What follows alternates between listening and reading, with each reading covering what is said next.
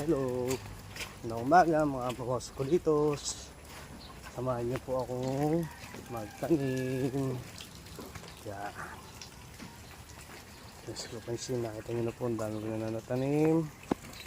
Tulungan niyo po ako mag-repack ng ating support.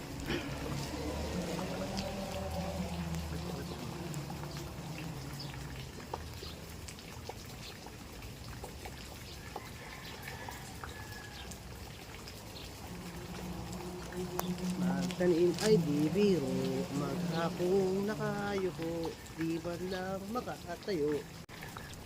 Magtanim ay di biro, maghapong nakayuko, di ba lang makatayo, di ba lang makatayo. Kaya ko yung hangabit, hindi ko yung hindi. Ay kahit, sarap ako kahit sa kapit, rin tayo. Kaya ko lang yun, kaya hindi nakapaan. Hindi ba yun? Angin. Sabi lang ito, hindi ba tayo? Kaya lang ako makakita. Ang taong hindi tayo. Mulong mada. Makakita. Idol, mga masay. Ano sa iyo? So, ito ang may practice. Mga pinagsamang. Upa. Matapos, yung mga ilang ko na pinapila ko. Kasi namin sa isang room. Suga. Pang-rest. Makikita mo.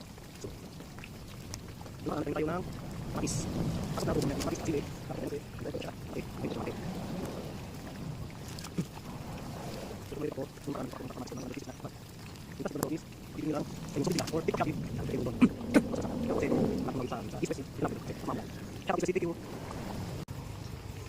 So mahaba-haba pa po ito.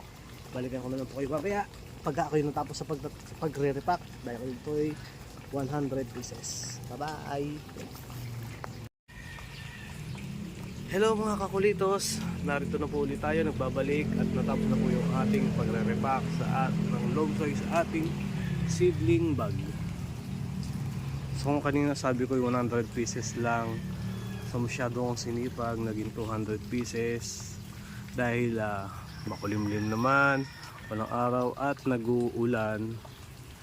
Sinipag na tayong ilagay para at least mabilis na siyang mabulok at matamnan ng ating mga itatanim na seedlings. So dito sa part na to, yung ating batya na yan, ginawa ko na lang siyang punlaan. Naglagay ako dyan ng siling poinggan or bell pepper, and then the other side, this one is mix na yan. Meron siyang papaya, sili, kalamansi, tsaka yun. At yung ating improvised na seedlings pack, kung baga yan, kalamansi. Diyan ko naman yung mga kalamansi ko. So this one naman, dito naman po sa kabila, yung tanim po natin na siguro magto 2 weeks na sila. Ito po ay siling Taiwan or maanghang. So dalawang plat yan sana. Dito hindi pa tumutubo. Hindi ko alam kung tutubo pa ba siya o ano. Doon sa kabila naman yung kamatis and then siling verde. Yan, ito po ay siling verde. So dahil kaya naisipan kong magtanim ng sili ngayon is nagmamahal ang sili. So mabuti pa yung sili, nagmamahal. Ikaw kaya, kailan mo kaya ako mamahalin? Charing. And then yan, meron tayo dito kamatis na mga pinunla. So tinransfer ko na rin yan. Galing siya doon, pinag-iwahiwalay ko, nilagay ko siya dyan. Meron tayo, diba, ginawang improvise na kutsara. At dito naman yung ating improvise na pandilig. Yan, improvise natin yan. Kasi hindi mo naman siya pwedeng didiligan ng pwedeng tabo ang gagamitin. Kasi pag niligong mo ng tabo dyan, baka mahukay lang ng mahukay yung ugat.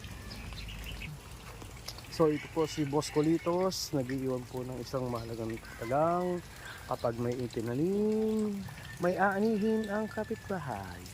Charot, may aanihin. Bye bye!